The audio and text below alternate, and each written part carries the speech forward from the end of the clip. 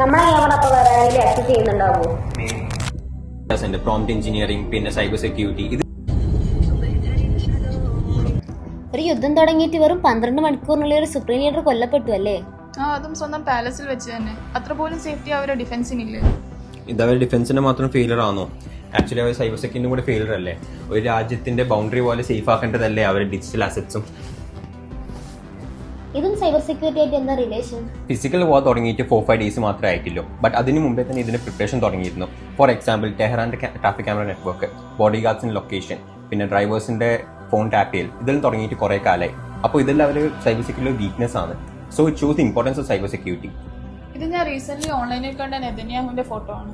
ഇതും സെക്യൂരിറ്റിക്ക് വേണ്ടി ചെയ്യുന്നതാണോ? ഇങ്ങനത്തെ ഒരു സിമിലർ ഫോട്ടോ ഞാൻ മാർക്ക് സക്കർബർഗിനെ കണ്ടിരുന്നു. ഇതെല്ലാം ഇന്റർനെറ്റിൽ നമ്മൾ ഒട്ടും സേഫ് അല്ല കാണിക്കുന്ന എന്റെ പ്രൈം എക്സാമ്പിൾസ് ആണ്. നമ്മൾ പോലും അറിയാണ്ട് നമ്മൾ ക്യാമറ ആക്സസ് ചെയ്യുന്ന ടെക്നിക്സും സിസ്റ്റംസും ഇപ്പോൾ നിലവിലുണ്ട്. നമ്മളെ ക്യാമറ അപ്പോൾ വേറെ ആരെങ്കിലും ആക്സസ് ചെയ്യുന്നുണ്ടാവോ? Maybe. Comment you answers.